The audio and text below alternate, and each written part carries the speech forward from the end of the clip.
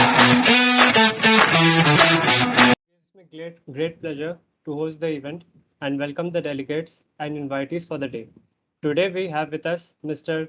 Harsh Parashar, who graduated from IIT Kharagpur in 2017 and cracked the UPSC CSE in year 2020 with an All India rank of 233.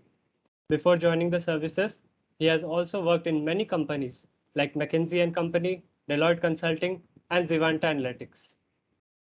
Our second panelist for the day, Mr. Vinit Kumar, who is currently an Indian Forest Service officer belonging to the Andhra Pradesh cadre. He graduated from IIT Guwahati in 2014 and cracked UPSC in 2017 with an All India rank of 77. He has also worked as a data scientist in Bangalore and US before joining the service. Our next panelist is Ms. Chandran, who is an Indian Administrative Service Officer in Tripura cadre and currently working as Director, School Education and State Project for Samagra Shiksha Abhiyan in Tripura. She graduated from IIT Madras in 2014 and has also worked as Assistant Collector in South Tripura District, Assistant Secretary in Ministry of Health and Family Welfare, and Subdivisional Magistrate of Khowai and Kanchanpur subdivisions respectively. Last but not the least, we invite Mr. Ashish Tiwari, who is currently an Indian Police Service Officer and has also worked as Indian Revenue Service Officer. He graduated from IIT Kharagpur in 2007 and cracked UPSC CSE with an All India rank of 219. He also carries the feat of getting through UPSC CSE 3 times. Not to mention, he's also a recipient of the Young Alumni Achievers Award, IIT Kharagpur 2020. So, without a further ado, let's begin with the session. Before which, I would like the panelists to invite if they want to add anything to their introductions or in general before we get into the question answer session.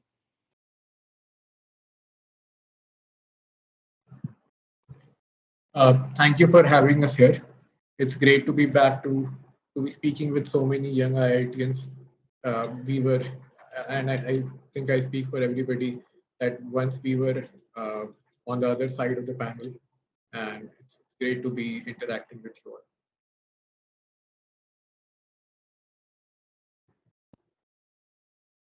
Yes, and I'm guessing that uh, like from our audience also there would be a lot of students going on the other side of the panel for years down the line. Over to you, Dhruv. Okay, so let's start with our questions. So our first question for the day is, how can one know if UPSC is the appropriate path for them? What are the benefits of joining the civil service and what are the opportunities? So I would like if any one of our panelists would take the question up.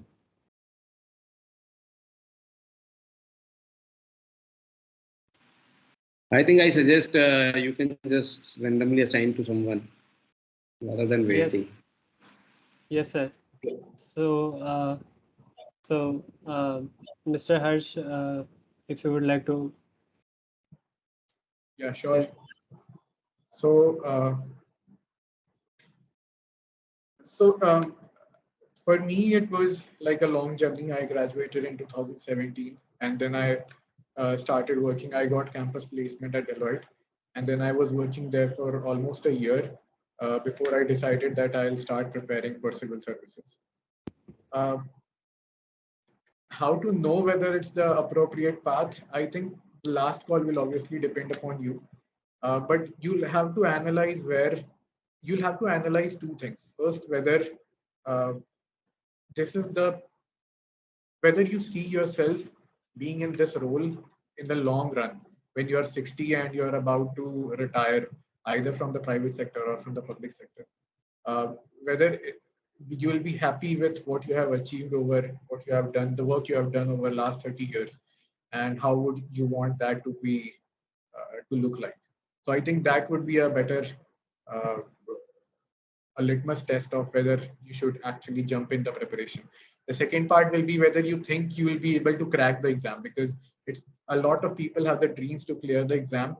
A lot of people have the dreams to serve the country, but cracking the exam itself it's a difficult. You'll have to assess on a number of factors. For example, what is your financial situation? For me, I had a big education loan, so immediately jumping into preparation, even if I would have thought, uh, would have been a difficult choice. Are there any family members who are dependent upon you? So you'll have to take all these factors into consideration before you know whether this is the right path. The benefits, there are many. The challenges are also many. The opportunities are many, and the threats are many. So the SWOT analysis is like very wide. So I'm sure the benefits, everybody, most of the people would know.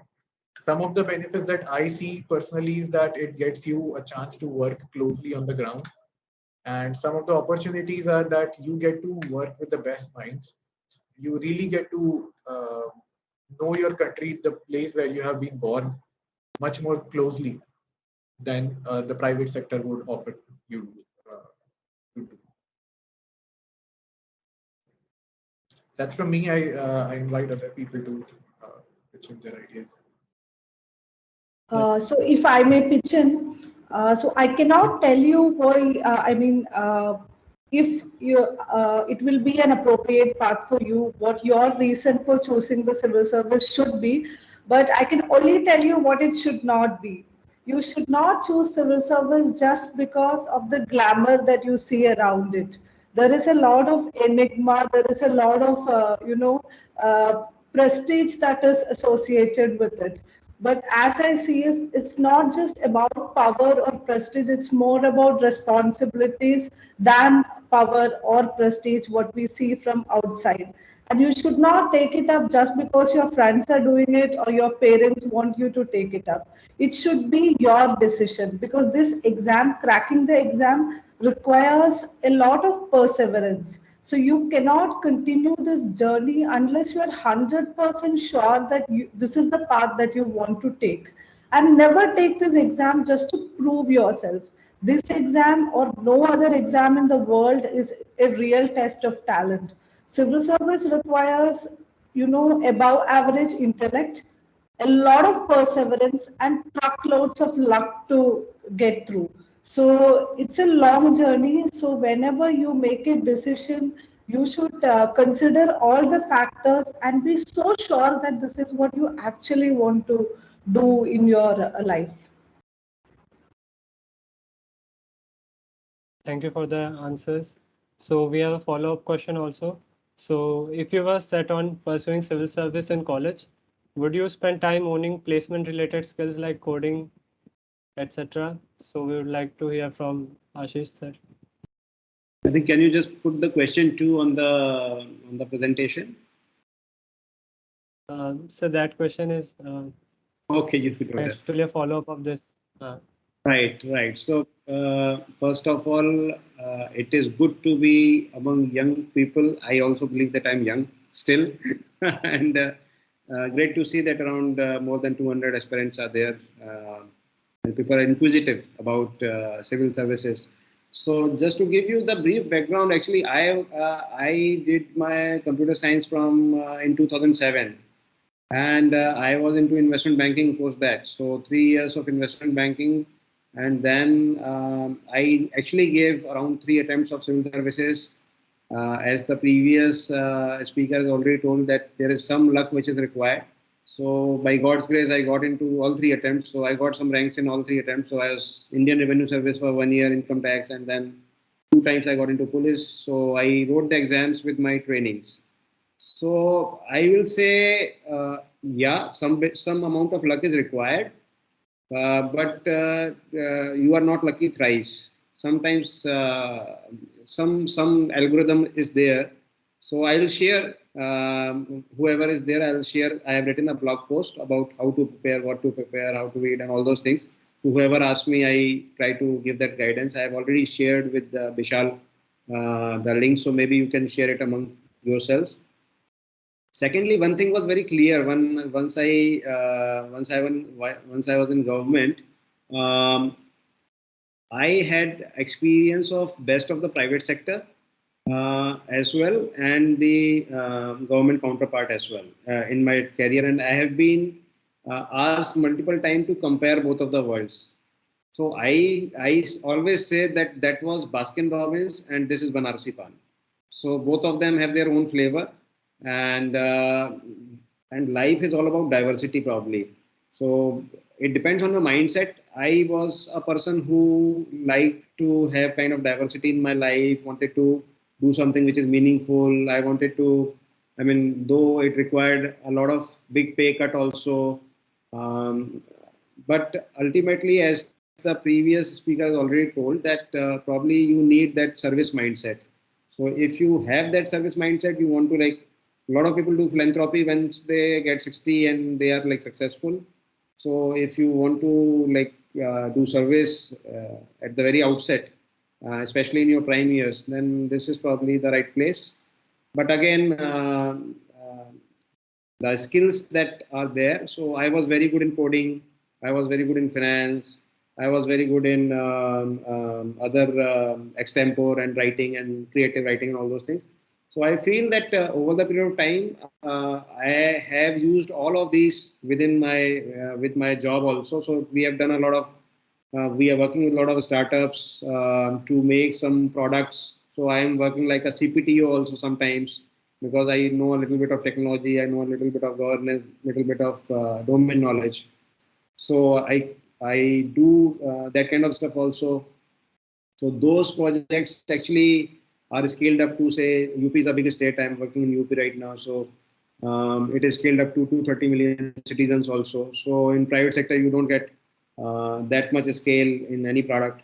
Again, that product is something which is used by masses every day, rather than some maybe middle class or that kind of silo. So that is there. So I feel that. It depends on you. I am also in touch with a lot of people who are doing startups right now. So from Kharagpur also, there is a startup community, different IITs have a startup community. So I'm pretty active there also. Keep on looking for their ideas, what they are doing, and maybe do support them or mentor them in some sense on pro bono basis. So uh, you can do a lot of things. Depends what you want out of your life. So I will again say, as the previous speaker said, that maybe previously it was like that you had retirement at 60, but with the increasing age and lifespan and all those things, and people have a lot of zeal also nowadays. So I feel it is like any other job actually. To be frank with, sometimes people make it as a career. I don't know whether I'll be till here till 60. I might be there, I might not be there. So depends. IITians generally have a mindset where they get bored very easily. So they need different challenges and diversity also. This place has that I know. But yes, it is to do a creative stuff or to do startups or to do any initiative within government is far more difficult than doing a startup. So you have a lot of red tapeism and a lot of, but overall, government is very, very proactive. Today, they are encouraging all of us to do initiatives. So anybody who likes to do grassroots work, they want to do innovation and they want to contribute to the nation. On when we go to the institute every day, we see dedicated to the service of nation. So more the merrier. Anybody, if he wants to come, I'll be more than happy to help him. That was a really inspiring experience and a very inspiring answer. Yes, so we'd also like to hear from Vinit sir. Thank you for the opportunity. So what Ashish sir and other panelists have told, mostly similar things only, but like one more thing which I can add from my side, uh, the scope of whatever you do is much more in the public service. The impact as such is much more in the public service. So suppose if you are a technology enthusiast or you are working in coding or some software development or something like that. So same thing would have much more impact if you can bring it to the ground in public service if you are in civil service rather than in a private software company or in a private setup. It might cater to some limited need of the some limited specific target group, but in software, like it's the same skills you utilize in public service, it is much more satisfying personally also for you, and the results are also much more what do you say, much more inspirational and motivational for you to continue to move forward. Like if you the same thing if you do in a public setup in a I mean private sector, you might get a reward for an increase in salary or something like. But here, the whatever you aspire for, you will see the real change in the life of the people, which actually is a great motivation for you to continue. Because when you are working in a public service every day, the introspection which you do, how your role is helping the people, that is the only way forward to move. I mean, rather in private sector, sometimes you get confused whether what I am doing is actually meaningful or not. So all those kind of discussions also come in public sector also, but somehow you are able to navigate through them also. So what I want to say that public sector also is a great, career option for everyone, even if you are interested in high-end technology, latest technology, or in future career trends. So even public sector also is providing opportunities for any kind of skills which you can bring to the service. And second, UPSC definitely is a great, it's a highly diverse field, be it any service in revenue service, forest service, police service, or administrative service, any service. It's a highly diverse opportunity ground. You can utilize all your services, and also you get to connect with a lot of people. You get to see, so all the people who are working in the public service are very talented people. We get to think that in the private sector only talented people go, and public sector, public services only people get bureaucratic and lazy, but that is not true. So every day people are striving hard for working, so that is a good environment to work also. Challenges are there, as other panelists have also pointed out. There are definitely challenges, but without challenges, what is the purpose of life? I think, like, if we have the power, we have the responsibility also. So if we don't want to have the responsibility, then for what we need the power? So definitely uh, it's a satisfying career in public service. So I have worked in private sector also. I have worked in latest trends of machine learning, artificial intelligence. When I was working the same things I was using in some mobile games and some software development, I thought that why not use it in more meaningful fields of public administration, or forest and wildlife, or something like public service, which can cater to the people at the lowest ladder of the society. So that was the driving force, and hence I chose this path for UPSC. Whether it is an appropriate path for one or not, I think for most of the people, because we are mostly belonging to Indian setup, and we have a right kind of similar kind of mindset. So even if we have startup mindset or some other mindset, we can definitely follow in these kind of UPSC setting also. And even if after some years you don't feel like it continuing, you can exit. There is no many examples you can find out probably where senior officers or middle level officers just exit from the public service, and they join the big corporates groups, and they start their own startups and all, and they are very successful. Even the skills which they carry from public service are very much helpful to them in the private sector also in the further future. So I think it's an wholesome package, you can say, public service. Even the preparation step is also very satisfying. You get to know about the country, you get to connect more to the life of the people and the history and geography of the country. So you do not lose anything out of it. Only suggestion is that, like Harsh has pointed out, if you have some particular responsibilities on you, like some pending loans, or you need a family, your family need a job from your side, that you have to cater to. So for that, if you have to learn college, I mean, uh, coding skills in the college, or placement preparation in the college, I think you should not hesitate to do that, because civil service is not a preparation, not a replacement for that. You can keep on continuing working on your skills. You can keep on attending your placement also, and you can prepare the civil service also. If you manage your time well, you can get success in both also. So it's a time is changing. Our capacities are changing. So we should not have any confusing things about it, or whether to choose only one path, or whether to restrict our thoughts to only one path or not. That is what I wanted to say. Yes, thank you, sir. Sure, So sir. moving on to the next question. Moving on to the next question.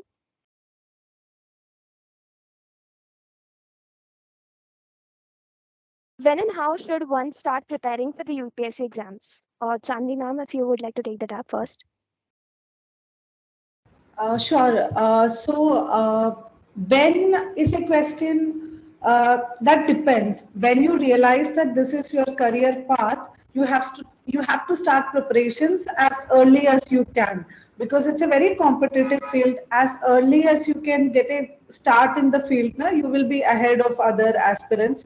And how it depends on what you are doing currently. If you are pursuing your graduation or masters in IIT, you will have to start with your academics. So this exam, I keep telling everyone, because this exam is there is an aspect of luck in it. So you should not neglect your studies when you are preparing for the examination. You have to have a balance between both, and then you should make sure that the preparation is not affecting your career much. So when I started preparing right after my graduation, so in 2014 I gave my first attempt right after college. I did not clear it. Then 2015 I gave my second attempt. I went till the interview stage but didn't make it to the final list.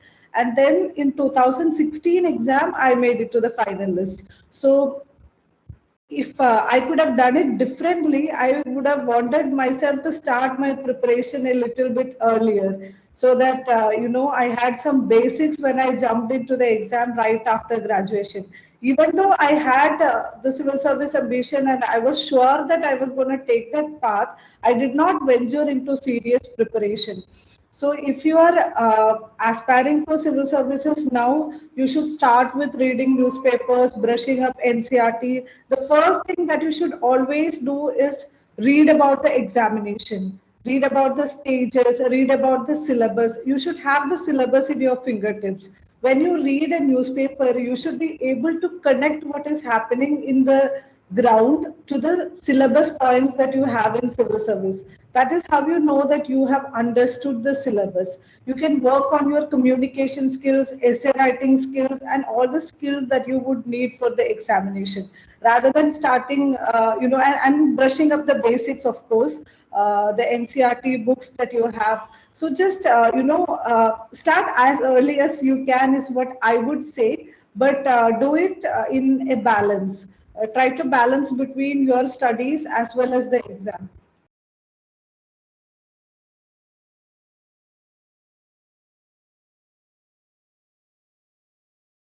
Sure. Vinit sir, would you like to go next? Yes, so I mean, when and how should one start preparing for UPSC exams?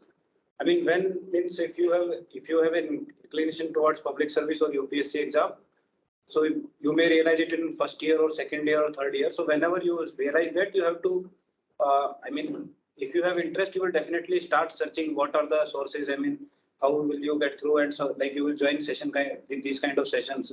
So definitely that is the start only. Then you have to channelize that start. I mean, what are the sources for each of the, suppose some decisions you have to take, what optional subject you want to take on.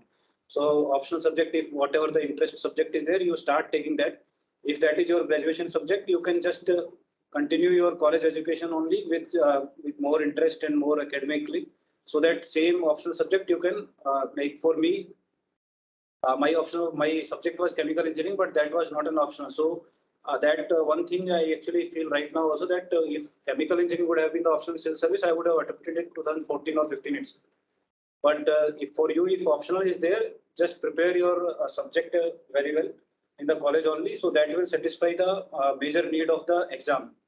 Second, with regards to journal studies, for journal studies, I mean, it's you can start with a daily newspaper, some good newspaper, and you can just read through the editorials, what is they are saying, because that one advantage of starting in the first year or second year or third year, even in the third year or even in the fourth year, because majority of the aspirants don't start and to even college days also. After passing out, they start it as a career. So even if you start in third year or fourth year, the one advantage that you get a lot of time. I mean, you can very well customize your preparation strategy as per your needs. So if you are taking a lot of time in understanding one subject, you can just give more time to that subject. While if you start after the college days, sometimes it becomes, you get frustrated, you get irritated that why am not, this subject is not to my liking or something like that. So from college days, if you are starting, just you start with editorials. Basic books are there for each of the. So you can divide your syllabus into like history, polity, geography, and economics, like these each of the subject. And one by one for each of the subject, there are only one or two books, basic books, which you can cover. Like for history, if you read Bipin Chandra or Spectrum, for politics, Lakshmikant is read by everyone. So I am not saying these are the only sources. What I am saying that when you start, if you cover only these bare minimum sources, after a certain point of time, you will get confident that yes, I am able to attempt to the exam. So after by the end of your college, you will definitely get in a very strong position compared to other people, because you will have your academic optional with you, plus you will have a good understanding of the general studies issue without doing any special extra effort, without attending to any coaching, or without following the hard mentality, or just you have to streamline your time utilization and channelization. With that, you can cover general studies, basic concepts, and you can cover your optional. By the end of the year, because you will have some other responsibilities also. You have to attend to placements also. You have to attend to your college exams also. You have to attend to your internships also. So those cannot be neglected in my opinion, and they will also take you a lot of time, because you have to enjoy college life also, because that is not going to come back again. So with regard to catering to those responsibilities is also equally important. So if you manage in such a balanced way with cool headedness, I mean, you will be in a very strong position and you will be able to get through this exam. Definitely, if you have to be in the good books of the God, but if you go through this, I mean, you will definitely have a strong position after passing out from the college. Later on, you will have a lot of time if you want to pursue only for UPSC. So that is my opinion. I mean, that's whenever you realize you should start the preparation, but just channelize it, customize it. Don't take it as a burden. Just enjoy it. Maybe you can form small study group for, 3 to 4 people in the college who are interested, and you can discuss the issues of general knowledge or general study, and then you can just carry forward. That's what. Yes. Sure. Harsh sir and Ashish sir, would you like to add up anything to that? Ashish sir, after you. I think Harsh, you can go ahead. Yeah, so I think this question is adequately covered by Chandran and Vinit sir. I would, however, like to add just one point each. For when I think there is a point of realization, as ma'am said. So there is a point of realization when you decide, okay, this is maybe UPSC is my thing. For me, it came after reading a book, Choices by Mr. Shiv Shankar Menon. That's when I decided to take the plunge from corporate into civil services. So as soon as that realization happens, then you have to dedicate yourself wholeheartedly once you have made up your mind. Because if you're late a lot, that actually reduces your chances by a lot many things. Your motivation to study goes down as you get further away from your college years. Then the seniority factor also comes in later. So the when has to be as early after you have made the realization and not under parental pressure or something. On how I think that's very elaborately discussed by Vinit sir. I'll just add one more thing. So what happened with me was, so there are 3 stages of the exam. There is prelims, mains, and interview. What usually happens is people start with the interview first. I in my head I used to think of all the ways in which I would bedazzle the entire interview panel. That's not where you should start. Start with the prelims. Start with the basics. Get your basics and prelims right. I failed prelims twice, in 2018 and 2019. And then in 2020, I was able to clear all the 3 levels. And that happened only because I started with interviews first. So go the way it's sequenced. That's from me. Ashish sir. Right. I think everybody has shared a lot of wisdom. So I will say that I have written a blog post. It is a pretty long blog post which has all my 3 interviews. It has prelims preparation, mains preparation, and interview preparation. What to read, which books to read, how to read those books, and there is a very methodical way of doing things.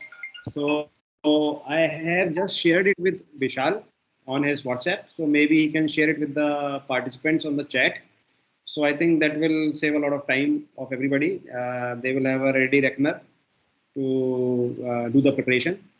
Now, what about when? So when your heart is at the right place, you should start. So So when it's almost very difficult for you to not prepare, then you should start preparing, because motivation is temporary and discipline is permanent. So it's a I was fortunate to not have a very long gestation period of preparing the exam. I prepared for 3-4 months for mains, and then I was very lucky to go to the interview in the first stage. Nowadays, I see that with prelims becoming very difficult, it is getting difficult for people. In our time, I actually wrote the exam in all three setups. So the last one was without CSET, the middle one was with CSET, and previous one was not without CSET. So all three kind of flavors were there. The subjects changed. So for the first attempt, I had public administration and Pali literature, which is like everybody says, why Pali literature? And so that was there. Then the second attempt, the Pali literature was not there. So in the third attempt, the Pali literature was not there. So exam keep on changing. You have to adapt and you have to like enjoy the process. I wrote first exam when I left the corporate job, so I was full time preparing, and the second and third time I was doing training. So with training, I was writing the exam.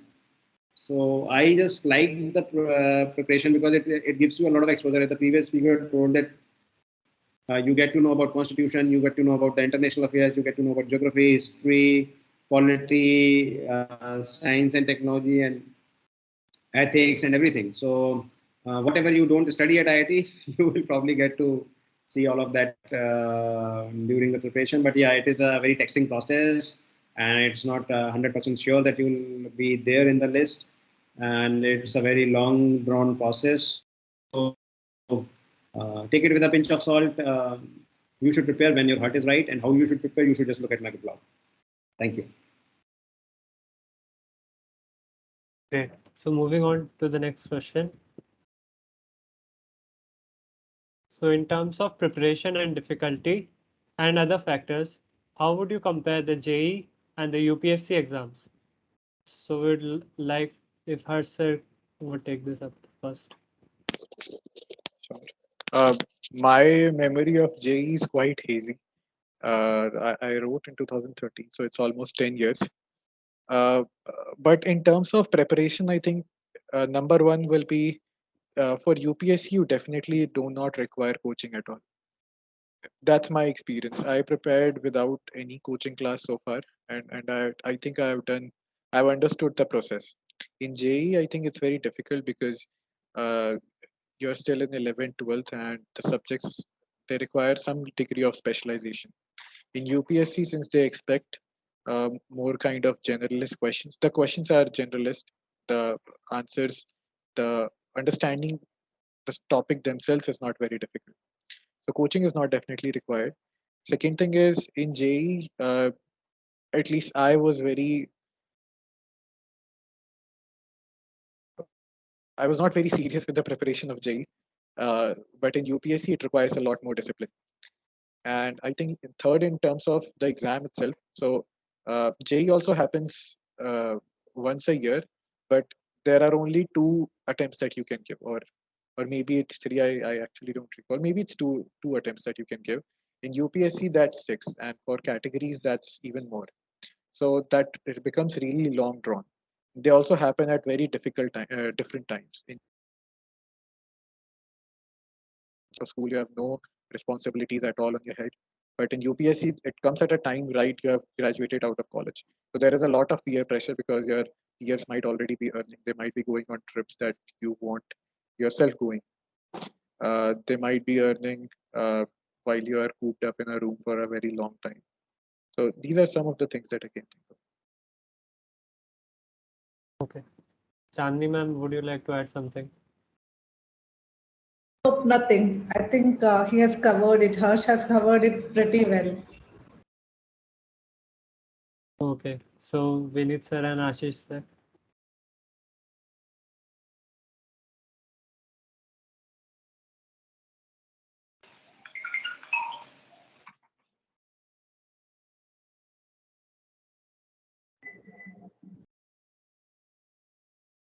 Hello, can you hear me, Dhruv? Yes, sir. Just regarding whatever Harsh said is absolutely true. And so UPSC mostly test the, like, it's a test of your soft skills. You can say like J is the test of hard skills, because there only your objective knowledge is tested. But I mean, how you prepare, that is a separate thing. But in exam only soft your knowledge of physics, chemistry, and maths is tested. But in UPSC, in your understanding of the subject and subjectivity, lot of subjectivity is there. You have to write the answers and all those things. So it's a, I mean, again, it's an wholesome package only UPSC exam. So you have to prepare from different angles and different. You have to be very uh, broad mind approach should be taken to UPSC exam. So you cannot compare both actually. I mean, just they are different in nature. UPSC in JEE only science background students will be there, while in UPSC you will have arts background and commerce background, all kind of different background students will be there. So which are equally competent. I mean, we should not think like only in science background or JEE or IIT qualified students are only competitive. With different knowledge, different approach, because the concept of optional subject is also there. So everyone who is a scholar in their subject will have equal good chances of qualifying the exam in UPSC. So it's an level playing field for people from different backgrounds. So you have to just be with that mindset only, and I mean, not consider JEE that it is an, so we have cracked JEE means we will be able to crack UPSC, or if we are not able to crack JEE, because many people suffer from both kind of things. Many people think that we have cracked JEE means we will be able to, will have a good chance at UPSC also, or otherwise also many people think that we have not cracked JEE means we'll never be able to crack UPSC also, because a lot of IIT people sits. So it's an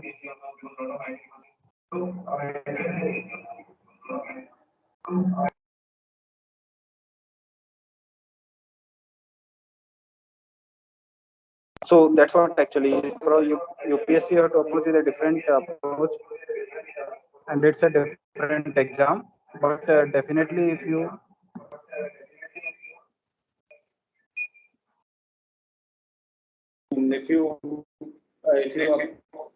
approach with the right mindset, I mean, you can definitely get UPSC also. So just that is what I wanted to add to what you have said. Ashish sir, would you like to take this up? Right. So it depends on person to person whether he finds JEE difficult or UPSC difficult. So I was a person who was probably not that good in maths, though even I passed JEE, but I felt UPSC probably a little bit easier than JEE.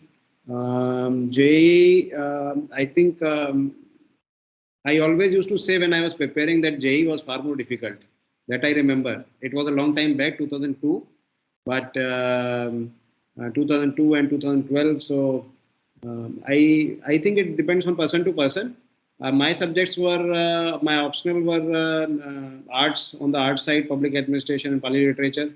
So I sometimes suggest people, especially from the IITs, that you should take some science subject, maybe maths or physics or something like that, because maybe you will not get through in first attempt, but whenever you get through, you will get huge marks. So you will be like in top 100 always.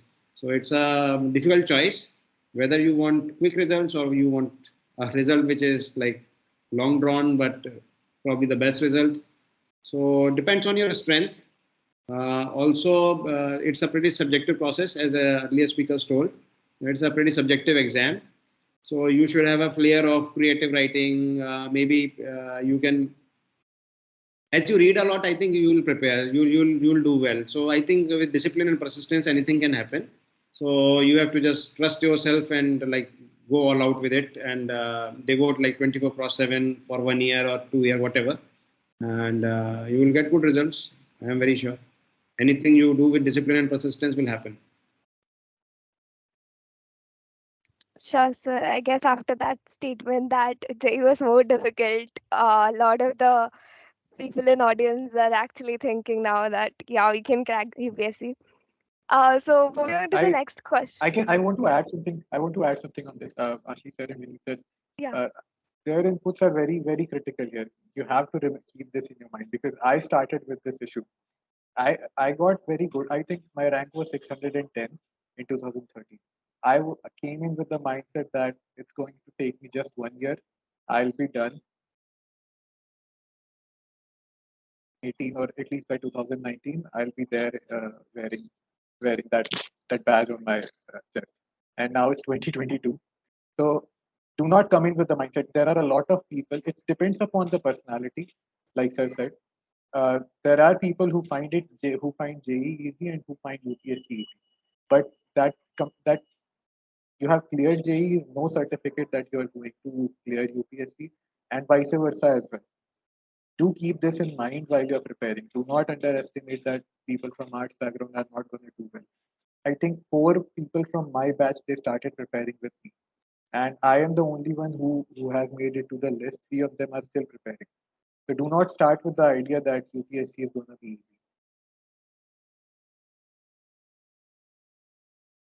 Sure, sir. Uh, Moving on to the next question.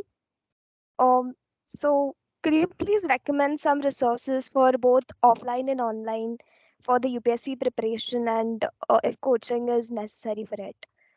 Uh, so can we have her, sir, like, could you start with this?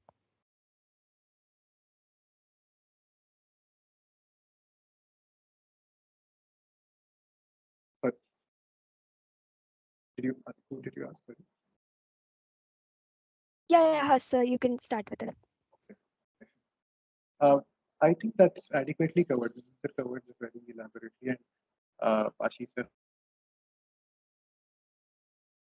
I think you can find the resources very easily.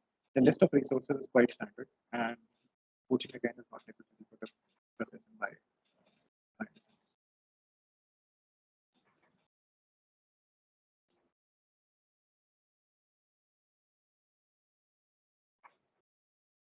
I- I'm sorry, is there an issue from your end? Like your voice cut a bit for me.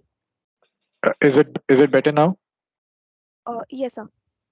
Yeah, what I said was the list of resources is pretty standard. You can find it in blogs. Aishi sir has written a blog, and I'm sure many toppers have written blogs. So you can go through some of the blogs, get down a list, make a common set of books that these have been more frequent, and just pick any of them. It's more. It does not really make a lot of difference on what resources you are studying. The mode of preparation is rather more important. On the coaching, I don't think it is necessary at all. Coaching is not required. The coaching material, however, that saves you a lot of time because they go through a lot of resources to compile a lot of things together. Like Vision IS, it puts out a PT 365, which is compiled from newspapers throughout the year from PIB, Indian Express, and Hindu. So that saves a lot of time, but that's available easily on their websites and in the market. You don't have to join as a student in order to avail that. So coaching is not required. Okay. Chandi ma'am, would you like to go next?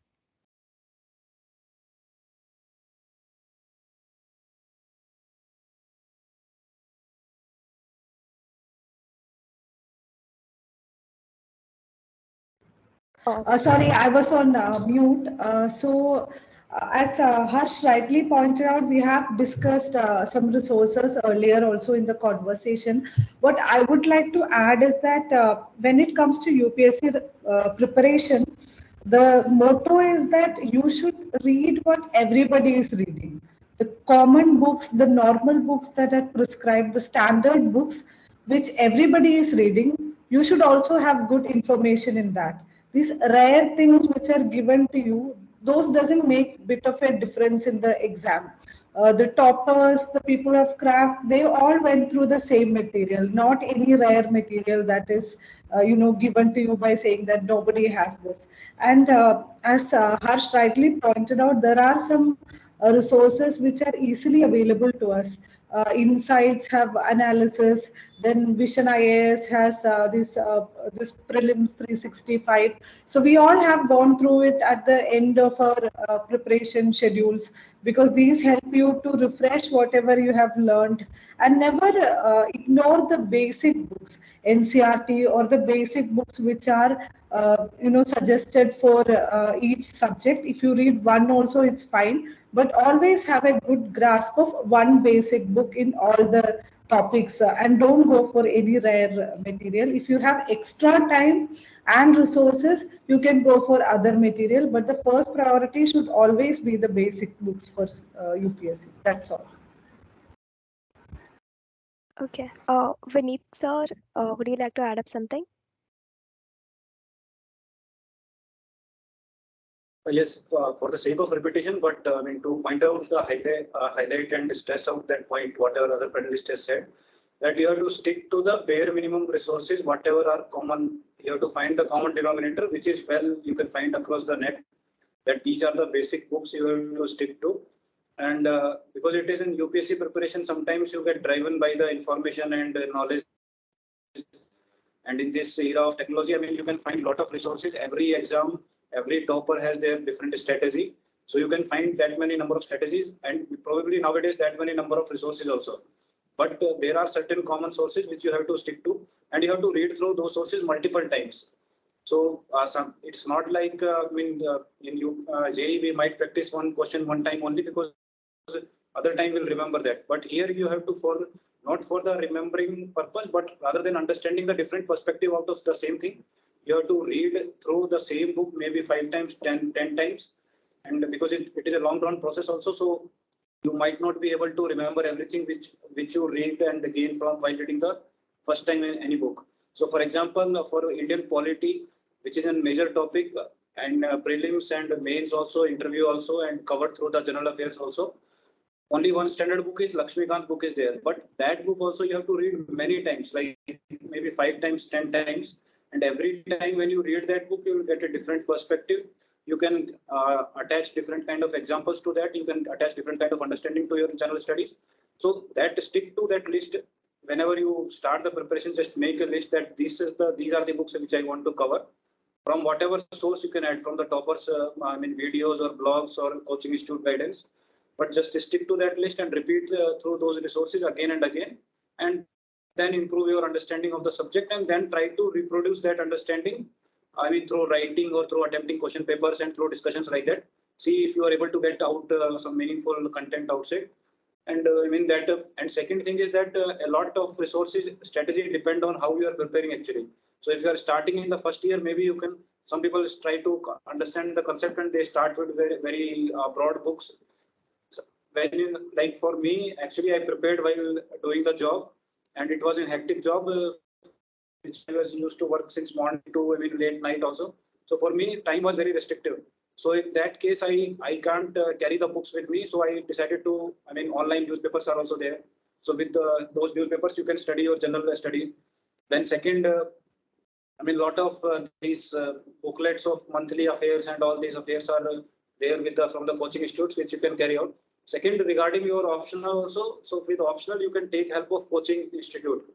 Whether in coaching, attending coaching classes is necessary or not, that is a different, subjective thing. But coaching institute material you can take because it helps you limit your restriction within the boundaries of what where the core content lies. So you can. So for me, suppose mathematics was my optional. So mathematics, I cannot study during the office time. So I used to study only mathematics whenever I get time at home. Rest of the time during the, office time also, or whenever I get free time during traveling, I used to study through online sources, the general studies. That is the strategy which I. So every person has their different strategy. So customize your strategy, but don't forget the common denominator. So for example, I'll tell you something like, if you are preparing an optional, you might have to read the syllabus of the optional also every day, because whether whatever you are reading that is relevant to your optional or not, you have to keep reminding yourself every day. Otherwise, you will, because many people are there who are having 5 years, 6 years, they are writing the exam. They are very well versed with the knowledge of the subject. They know on each page what page of the book what content is written, but not able to clear the exam. So we are not here to do the PhD in that subject or something like that. Just we have to be aware. We have to restrict ourselves. Whatever we are reading, the sources we should be well versed. So that is, just I wanted to stress those points only. Okay, sir. Ashish sir, would you like to add up anything to this? I think everybody has told a lot about it. So I will say only one line, that greed is bad. Greed is bad. So because there is too much information which is coming nowadays through Facebook, through social media, through news, through with different websites of different coaching institutions and whatnot. So you should not get greedy that I will read everything, I'll get all the information, so basically you have to be focused. So the blog I have shared, I have categorically shared there are two type of resources of preparation in UPSC. One is static, second is dynamic. So static content is there in the books. It's not there in any online setup. So for once at our time there was not this much online media. So I was very lucky that I didn't have this distraction of a lot of mobile phones and all those things. So the static portion you have to prepare from the books. It is mentioned in the blog. The dynamic portion again, I think 70% of the dynamic portion is again in the books. You don't have to go online and all those things. So you, as other speakers mentioned, that coaching institutes come out with their dynamic material. Dynamic material is nothing but related to current affairs, related to news. So to get yourself updated, read Hindu Daily. That's the one thing everybody says. So you are reading 5 papers, then it is like you will get a lot maybe in the initial stages of your preparation, but when you are going to give exams, so maybe you should just focus, prepare well. Whatever is there, you have to prepare it well. So 10 times a book, 20 times a book, it is pretty boring, but you have to be master of that thing. So because it will confuse you when you are going into prelims, you will say, okay, this option, that option, that option. Oh, I forgot. I'm not very sure. So it's more about surety. So you have to be like very thorough about the preparation. See the resource list. Static list is very easy. You can prepare right now, and with your studies at IIT, maybe you can read. But though I will not recommend because IIT experiences itself is a very novel experience. So you should just enjoy that experience. And maybe I always say that before coming to government, I always recommend people to do some kind of private experience, because one, that gives you kind of a backup, also because you have seen the private, you have gotten some experience. Secondly, when you come into government, you are never comparing private with public, because you know that what is there in the on the private side. So what you have left and what you have gained. So you have done a very conscious choice. You have made a very informed choice. So I will say that diversity is everything in life. So try to live multiple lives in one life, and do different kind of things in life. That's it. Sure. So moving to the next question. Yes. So what advice would you give in terms of time management during the preparation for the exam? How to manage time during preparation for a job or while doing one? So Chandni ma'am, would you like to take this one first?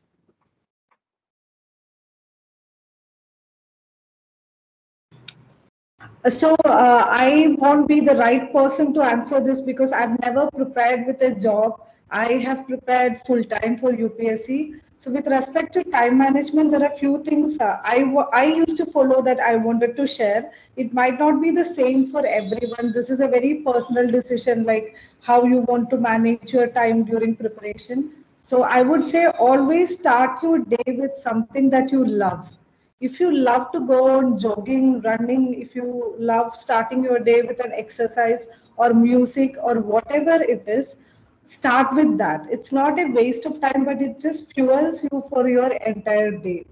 And when you are trying to prepare for UPSC, you should have a timetable because you will digress otherwise. So you should have a proper timetable, and while preparing timetable, something, not timetable, actually schedule.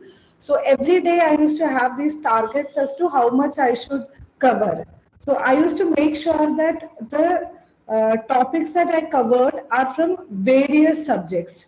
If I am studying science and technology, I'll make sure art and culture is on that day, as varied as it can be, and one part of optional also. So every day you cannot have all the subjects, but you can make sure that you have variety of subjects in each day, so that you don't get bored while preparing that whole day.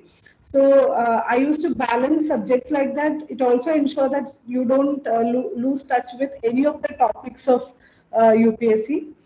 So those are the two tips that I used to. And rather than looking at how many hours you are studying, you should always look at the portion that you are covering. That is the real efficiency. That is the real output that we want from studying, right? So rather than having a timetable, have a schedule as to what are the topics that you want to cover for each day, and divide your time based on that. Some topics you might not require that much time, some you might require time, sometimes you might realize that you want to change the schedule.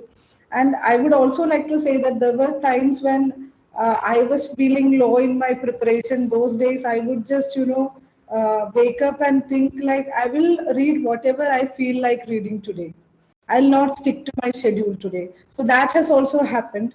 So it's up to every individual, but I would always say start with something that you love, an activity that you love, and have a schedule, and stick to the schedule. Make sure, I mean, every once in a while you can digress, but don't make it a habit. You need to have discipline and ensure that all topics are being covered. Yes. Harsh sir, we would like to hear from you on this one. Yes. So while I was actually working all the past 4 years, except for a 9 month hiatus that I'd taken. So what I'll suggest is, number one, if you can avoid working and preparing both together, then do it. Uh, Many companies allow you to take a sabbatical. If that's available to you, very good. Second is, try to go for a. So some companies also offer this. Like in my case, I was not offered this because you need to work for at least 3 4 years to get that, but they allow you flexi work, which means you will be getting 60% of your salary and only 60% of the work that you would otherwise get. This is also available. Third is to check. Uh, uh, so some try to shift jobs where the workload is not so high. Earlier, I was working at Deloitte, and there was a lot of traveling involved to the client offices, and that used to take up a lot of time because you travel on the weekend. Uh, then I shifted to Zivanta Analytics, which was a startup, and I actually had known the CEO before. I had interned at this place before, so I got a good I got in touch with him, and he offered me this particular thing that I could work from home, and this was before COVID had struck. So that allowed me a lot more flexibility in terms of my preparation, and I think that was the only reason I was able to do both of them together. So try to shift to a job where the workload is either not high, number one, or you get certain benefits. Like you can ask your employer if you can take leave for 4 months. 4 months will be 1 month before prelims, and if you clear the prelims, then 3 months for the duration between prelims and mains. And then after writing mains, you can give the interview while working. Interviews do not require such intensive preparation. You can carry them both together. So try to find a place to work where you can have these flexibilities. These are some of the things that I've noted down in my blog as well, because a lot of people want to do it both together. But do keep in mind that you have to be very disciplined while you're doing this, because anything that you do, like Chandni ma'am said, there will be a, a number of days where you wouldn't like to, where you would just wake up and say, I'm not going to study today. And that happens a lot because during preparation, the number of low days is much more than the number of high days.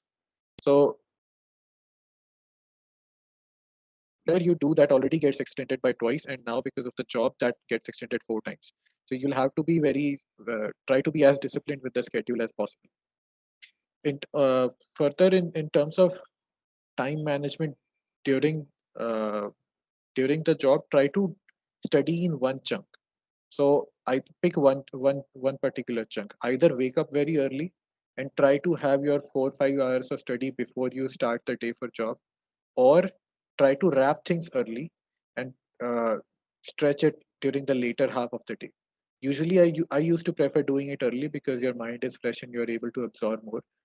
Doing it after work, that becomes very tedious because you don't have the energy with which you started in the day, and the day it becomes very hectic.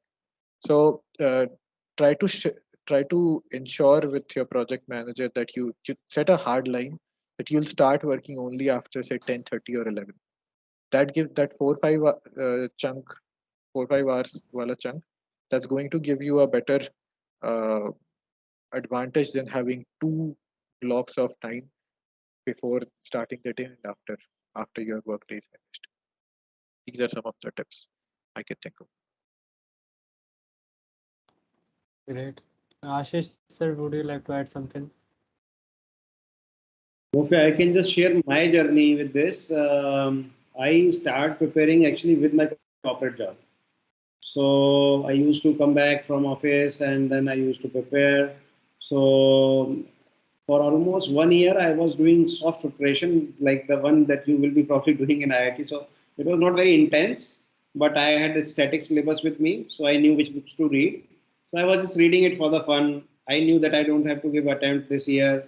So it was just priming me. It was just giving me some kind of base or some kind of taste or developing that kind of flavor of those kind of subjects, because we read subjects which are very different from the subjects which are there in UPSC. So international relation, for example, so they have different funda, but in IIT maybe physics has a different funda.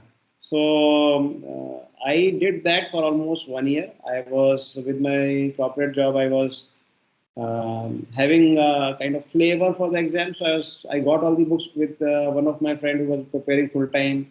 So I went to Delhi. I got all the books. Then with my corporate job, I was doing it, and that actually helped me when I got serious about it, because obviously you jump when you feel very comfortable, when you feel that yes, I am jumping from this branch to the other branch of a tree, so I'll make it.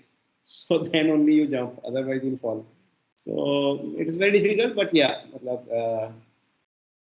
I think that's how you should do some cost benefit, and you should do a calculated risk taking. So because you are leaving corporate, so a lot of people will be saying, oh, why you have left corporate, now you are doing nothing. Those stories are also there. So you have to have that activation potential.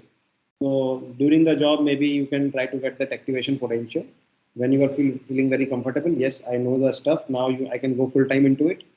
Then maybe you can jump, and then you manage your time. Then you enjoy the preparation. You enjoy the preparation, and I think that's it from my side.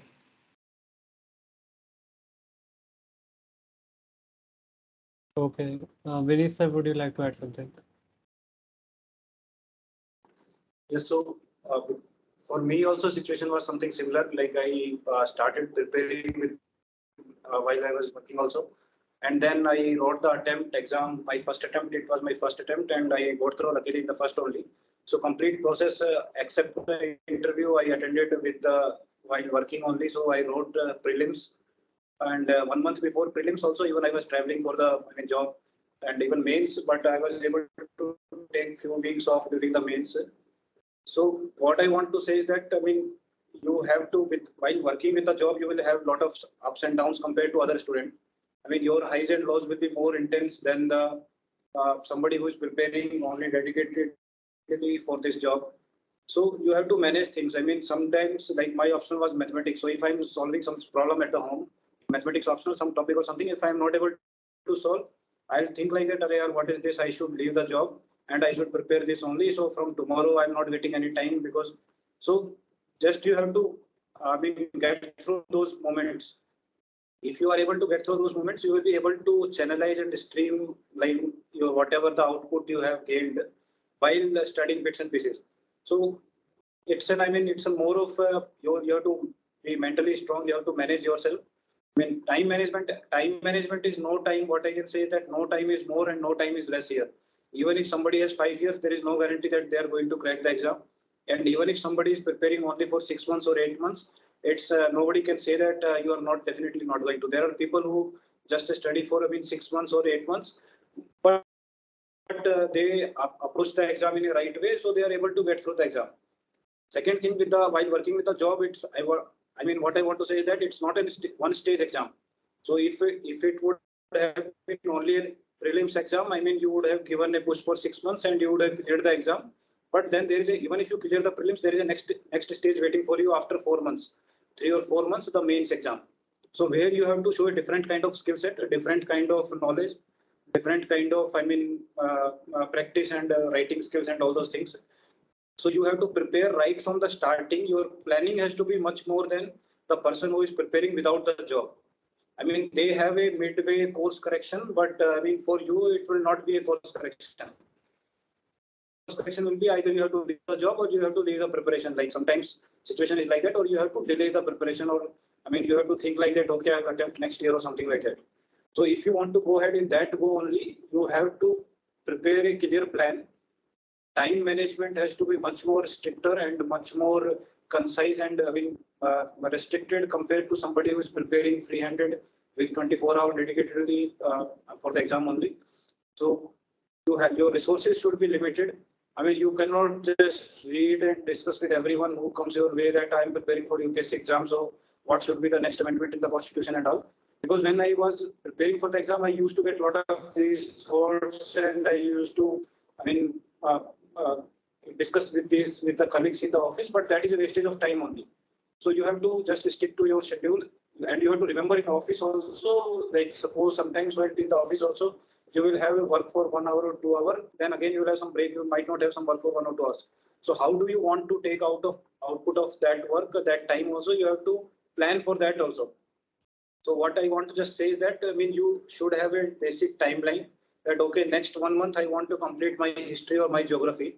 So how should I approach this next 1 month in the office time? Like how should I be able to, whether I should carry the book or whether I should like sometimes when I was not able to carry the book because when I was preparing in the office means you have to be away from the limelight. So you don't you need not tell anyone that you are preparing for the exam. I mean, there are the people who just will give you more work when they know that you are preparing for the exam, and there are the people who will support you also. So it's an all kind of thing also. I mean, if more people keep on talking, "Arey Vinit, how is your preparation going? How is your?" Then you will get distracted also. So I mean, sometimes when you cannot carry the book, I used to take the photos of the 20 pages of the book or 30 pages of the book. Then I used to think that today I have to complete these 20 pages of the history or spectrum or Lakshmikant, and then you have to finish that. So with that approach only, I mean, after coming the home, you can summarize those and add to your notes and all those things. So with that, some customized strategy has to be there. Time management is the definitely the biggest criteria about which you have to optimize.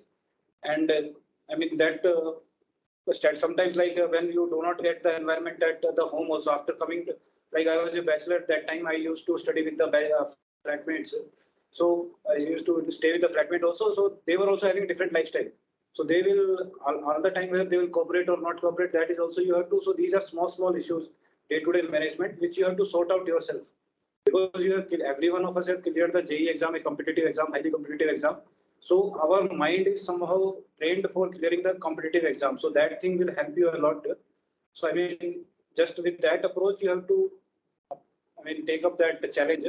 And there is nothing wrong in preparing while doing the exam. Just while doing the job, you have to manage your highs and lows, and you have to plan very well. I mean, very well mannered, and you have to stick to that plan. So if something, if a regular coaching going student might have more knowledge than you, but that does not mean anything. Okay, so you have to complete your syllabus. You have to be well expert in your optional subject. If you can achieve that much, you can confidently attend the exam, and rest is, finally the luck factor will definitely be there. Okay, thank you, sir. Moving on to the next question. I guess we have more or less covered it. We can move on to the next question. Yeah. So how do you decide which of the optional subjects is best for you? Should one prepare GS and optional alongside? So it's open for all the panelists, anyone who would like to go first.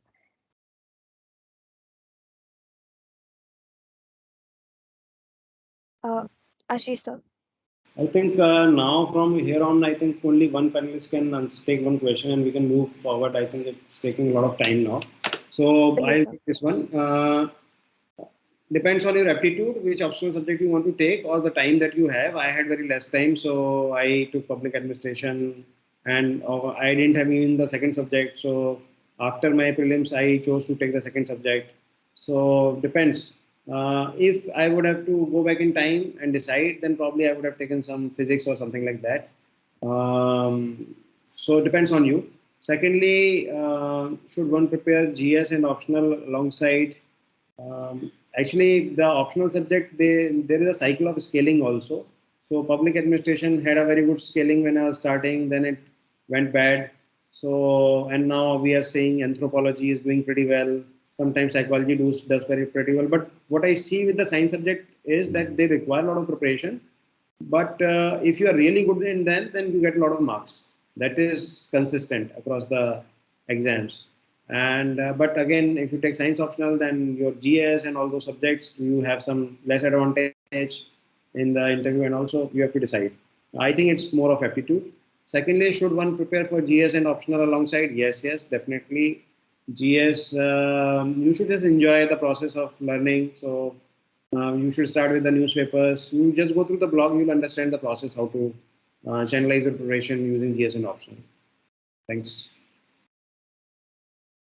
Okay, next question. So, Hasa, would you like to answer this? Would you have any suggestions for the interview round? How did you prepare for it and maintain your confidence throughout? Yep. So my interview went pretty well.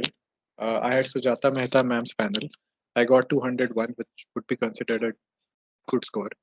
So I think about confidence, everybody feels a little underconfident. Everybody feels that.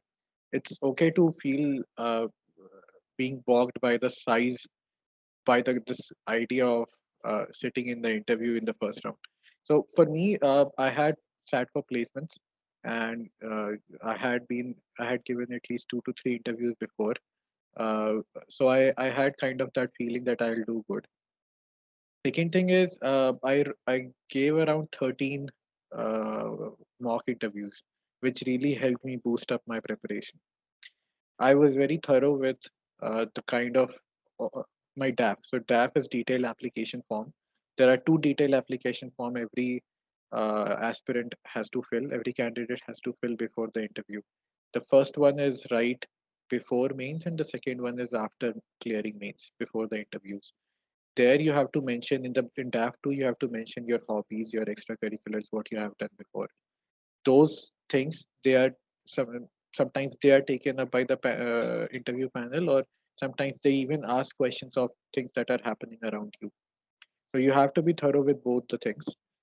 Confidence comes with preparation. The more prepared you are, the more number of mocks you have given, the more confident you'll feel in the actual during the actual interview. Some people even and do not confuse your confidence with your communication skills.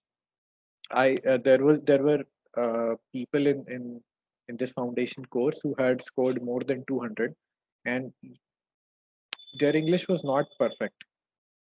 There were people who could who from the very first look you'll say, okay, he must have got very good score.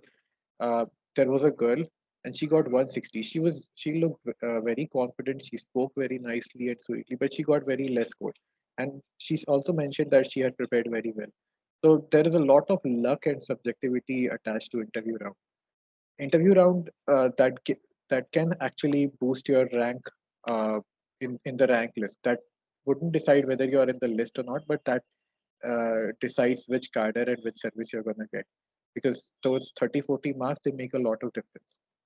So to prepare for it, at first I would say, forget about interview. Start with prelims, get your prelims right, get your mains right, and then start thinking about interview, because interview does not really require that intensive preparation. If you have good source of a good base of knowledge from the previous two rounds, these two would cover the general studies portion of the interview. Your DAF, that you can prepare after you have got the results.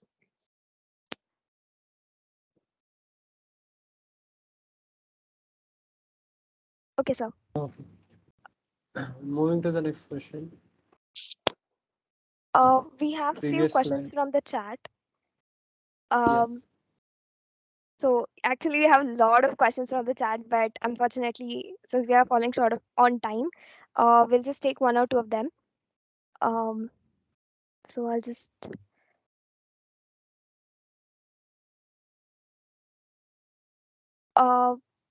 Yeah, so there was in general this question that people generally had, like we have in general heard that UPSC preparation is difficult and that there are low moments along the way. So were there any times when you considered quitting UPSC preparation or getting a job, and then how did you guys deal with those kind of situations? So Chandni ma'am, if you would like to take that up. Yes, because I was the only one who did not have a job, and I think so. I'll be the perfect person to answer this. Yes, you will have your low moments because you pass out, and then I did not sit for placements.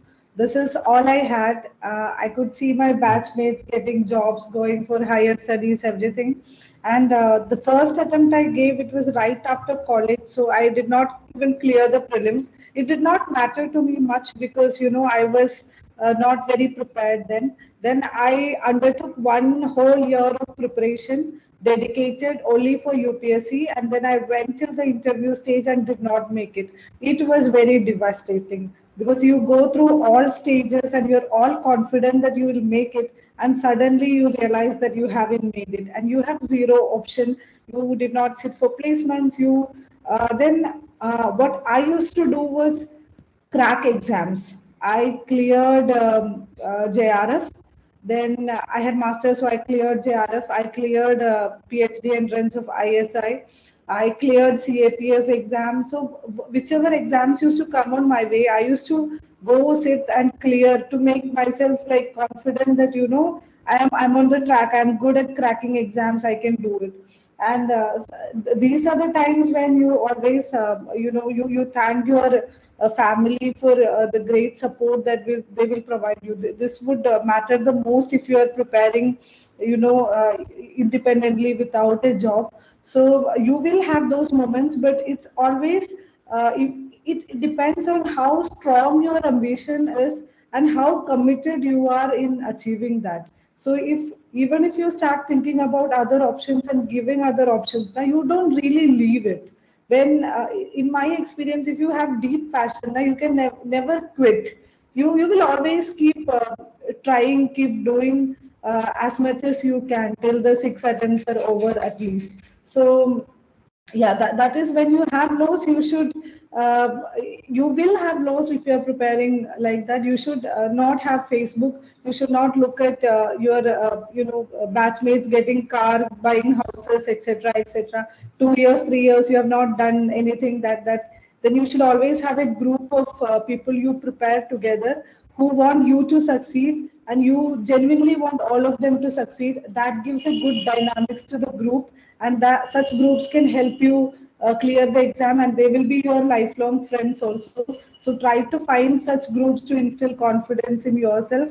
And even if you have self doubt, make your passion strong enough that you can, after a few days you get back to the track, and that it is not a huge gap. Thank you, ma'am. So, to end the session on a positive note, all of us would like to know, like, how is the life in the service, and what are some of your favorite memories or lessons from the UPSC preparation?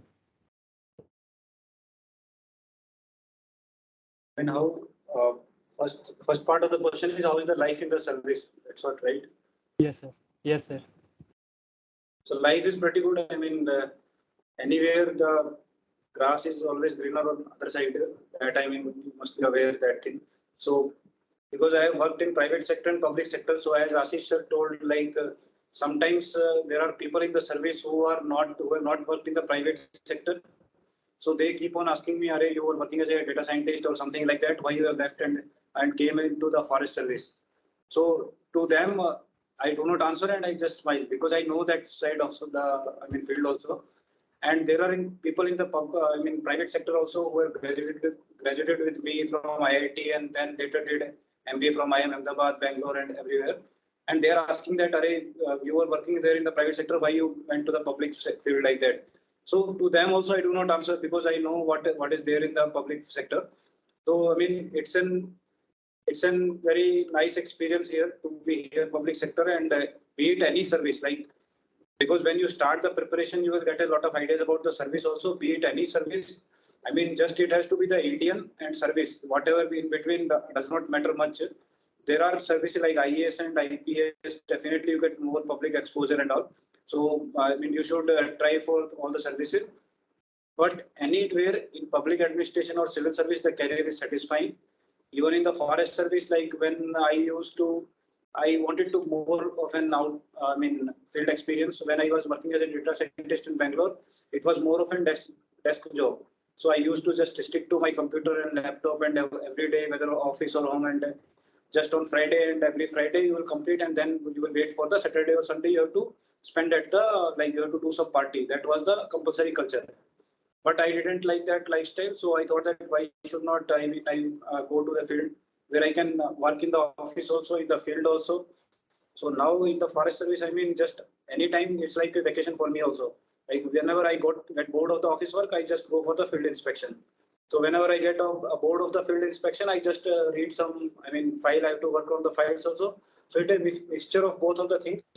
And I mean, any service provides exposure for the field work as well as the office work.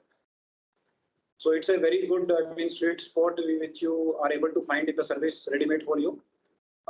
And there are opportunity-wise also, there are the future. I mean, it's full of opportunities.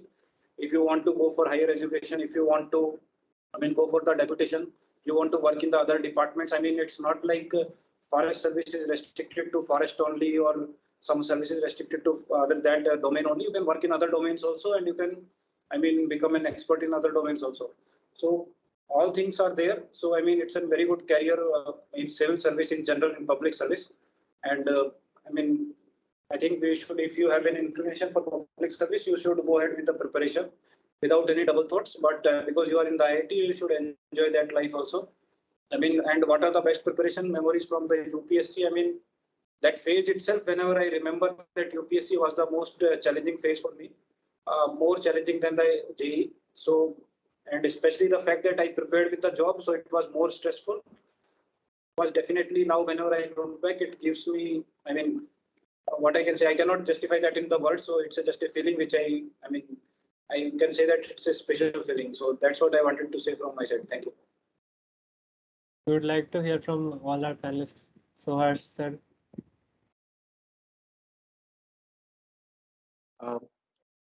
One thing I would like to say is about highs and lows. So Chandni ma'am had said that there would be lows. I feel that the number of lows is much high. It's every day a low, and, except for the day of result, in which might also be a low in case you don't get through. So for preparation journey, uh, come with a mindset that the lows are gonna be many, the highs are gonna be very few and very sparse. The life in service, I think all the other panelists are way more uh, experienced than me to answer that, because I've just finished my foundation course and the training will be going on for the service. So I've not yet joined the service.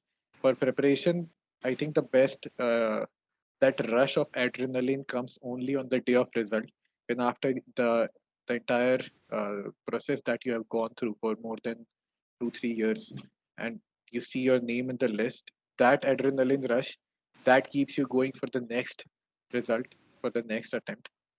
uh, that's like the best part. Ashish sir. Right. I think it because I have been in service for last 10 years almost now, so I can probably share more on the what happens after the preparation. Like you get into the service, then what happens. So it's a rewarding experience. You get lots and lots of insights at the grassroots, and you also know what is the reality of India, especially in tier 2, tier 3 towns. With internet available, I think everybody is now having entertainment, etc. in all the places. All the material comforts are all there. But this job is basically, if I say, then it is a lot of responsibility. So in private sector, you get fired, but in the job, you also go to jail also. So the responsibility is huge. The pay is probably entry level in private sector after even 10 years of experience. So pay is that, and but all the material comforts are taken care of. So residence and accommodation, vehicle, and all those things are taken care of. So So that is there. Then there are different kind of postings also. So sometimes you are like in field postings, sometimes you are into site postings. So that happens to every civil servant, and you learn in each experience. Sometimes it's humbling, sometimes it's very powering. So you have to keep a level head across the different postings. You get to interact with a lot of politicians, media. So right now I'm talking to you. I'm also managing a case which is very sensitive. So it might be tomorrow in the paper. It might not come in the paper if we handle it correctly. So a lot of things are there. So it's a mixed bag over the period of time. I still look at a lot of people doing startups. So I feel that I was one guy who was pretty creative and wanted to do something very different. So when I see them, then I think that maybe at that time, if startups would have been like the today's kind of setup, maybe my choices would have been different. Maybe it would not have been different. So depends. Your experience, you get this kind of experience. Maybe it can be converted into something which is an organization, maybe within government, maybe outside the government. So to each his own. Everybody has his own journey and learning experiences and everything. So come with an open set of mind, open mind, and enjoy the experience, enjoy the journey, and enjoy it till it lasts, and go to the next thing. Chandni ma'am would like to hear your experience also. Yeah, one thing I wanted to share. So you get some kind of unique experiences also. So in private sector, I was fortunate to get a unique experience, which was this financial crisis. So I was at Lehman, and then in 2008, this financial disaster happened. So I was at the epicenter that time. I saw from very close quarter, from the insider view, what happens in a investment bank, or what happens in capitalism and everything. So you have that close thing. And when I came into government also, there was a lot of close shaves, as we say. So recently I was there in Ayodhya also during the judgment. So that was again some life shattering kind of experience, where you were kind of insider to what is happening. Like you are reading in the paper, but I'm seeing it from inside what is happening. So those kind of unique experiences also sometimes you get. Yeah. Dhruv, thank you. I have been working for 4 years now, and I work in a northeastern state, one of the remotest parts, as an IAS officer. So my experience have also been very unique. Uh, I have had issues of personal comforts that you would expect in Northeast, but the rewarding experiences that you get, I think it outweighs all the problems that you would face in settling down in a cadre or settling down in a post in civil services. So there are a lot of opportunities that you get to do in at a very young time of your career. So I have had the fortune of being a part of this resettlement of young refugees. So they were people who were residing in temporary camps for 24 years, and then central government signed an agreement to resettle them. So I was transferred to that subdivision because I was one of the young officers who came to cadre at that time. So I was transferred to that subdivision, and I had the fortune of taking up that project. So the implementation of it, and the day the first batch of people, when they left for their actual homes, the houses that had been constructed to them, they were crying and folding their hands. So such experiences, when you are in first or second year of your career, such rewarding experiences you can never expect from any role that you take up otherwise, I feel. And then your SDM managing a subdivision, and the first role that you take is itself is that of a leadership role. Then you go to directorate. So now I have education and Samagra Shiksha. So as Ashish sir was saying, so It's a very huge department, a lot of people, a lot of issues, but whatever you do, you can see smaller impacts in the field. That is very refreshing, that is very rewarding. But at the same time, you also have days when you have fights with politicians and you come back and think, why am I doing this? Then you have false reports against you written in the media, again making you wonder, why are you doing it? But I assure you, there will be enough days in your life which will make you feel that this journey was worth it. Whatever you did, whatever hardships you took to reach this position, that you are having an impact. You as a person is able to do something in the system or something for the people who are marginalized and voiceless.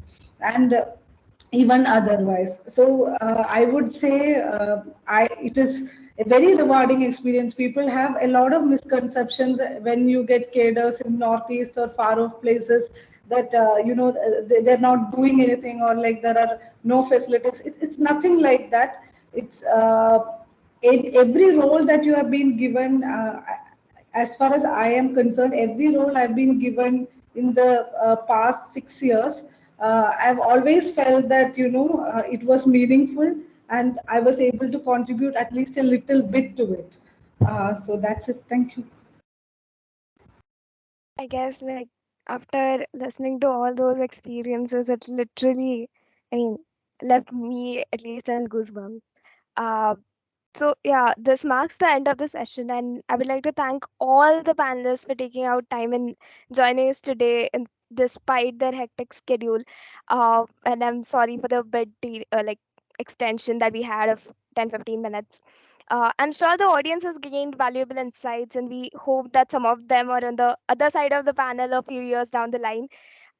We would also like to thank the audience for their patient hearing and hope you learned the things and got your queries cleared. So, yeah, see you and until next time. Thanks a lot, everyone. Thank you, everyone. Thank you, SWG, for having us. Thank you, sir. Thank you, everyone. Thank you. Thank you so much for having us. Thank you. Thank you, sir. Thank you, ma'am.